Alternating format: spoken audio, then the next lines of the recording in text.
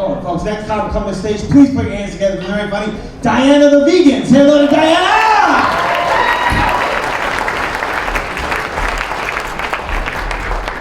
Hey, what's up, everyone? I'm Diana the Vegan, but don't worry, I'm not going to stand up here and do a bunch of jokes about vegans, because they never kill. All right, maybe just one. So this one time my friend said to me, "Can two vegans have beef?" And I said, "No, impossible." Thank you. Thank you. So the other day I was on the subway and I was listening in on these teenage girls' conversation. I mean, I didn't mean to, but they were right there. And they were talking about how worried they were about taking the PSATs. I know, and I so desperately wanted to butt into their conversation and say, "Listen, I know I don't look like it, but I'm an adult. And never in my life has anyone ever cared about my PSAT score."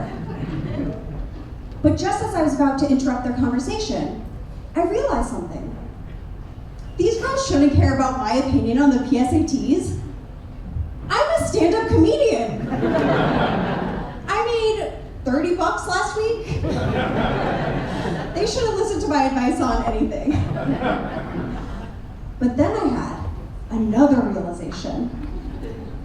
These girls should care about my opinion on the PSATs. Because I'm a stand-up comedian who made $30 last week. And I did really damn well on the PSATs!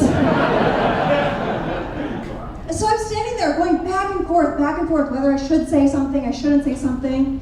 And then I had yet another realization. I had missed my stop 5 minutes ago. So the moral of the story is, don't go around triggering people's PSAT TSD.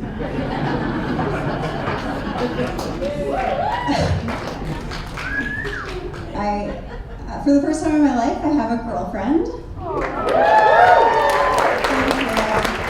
Thank you. We're both bisexual, which is amazing, until a straight man finds out. Because then he's like, "Do you want to have a threesome?" And I'm like, come on, dude. The answer is obviously yes. With Kristen Stewart. My girlfriend disagrees. She wants a threesome with Chris Evans. And Kristen Stewart. For those of you who didn't do well on your PSATs, that makes 3.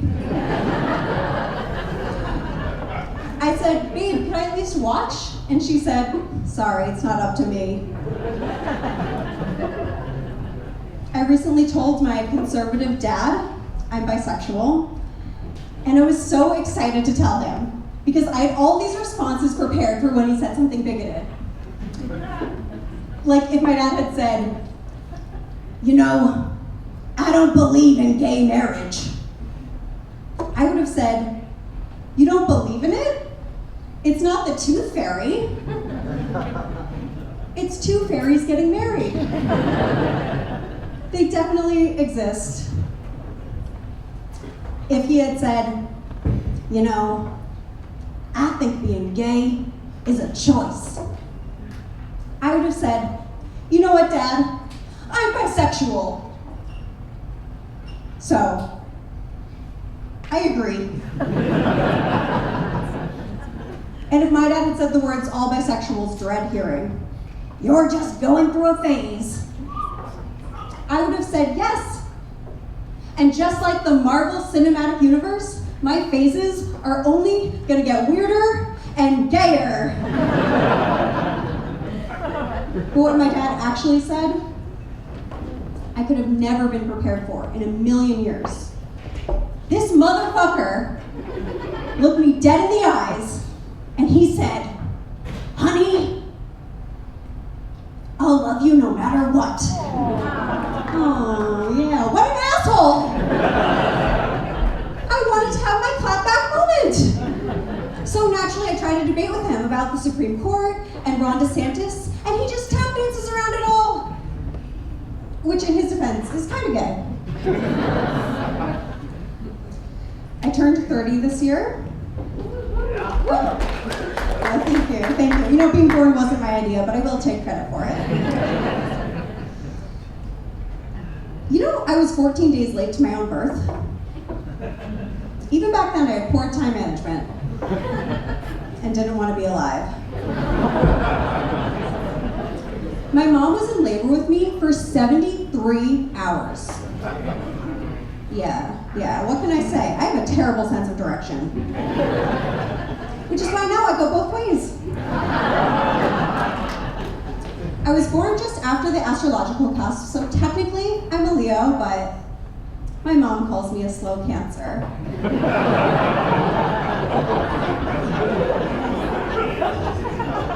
All right, I think I have time for just one more joke. So, when people find out you're vegan, you didn't really think I was done with the vegan jokes, did you? When people find out you're vegan, they're always like, but what if you were stranded on a deserted island and the only thing to eat was a pig? People don't ask these questions about any other topic. Like when I tell people I only wear secondhand clothes because it's better for the environment. No one's ever been like, but what if you woke up naked in a JCPenney's?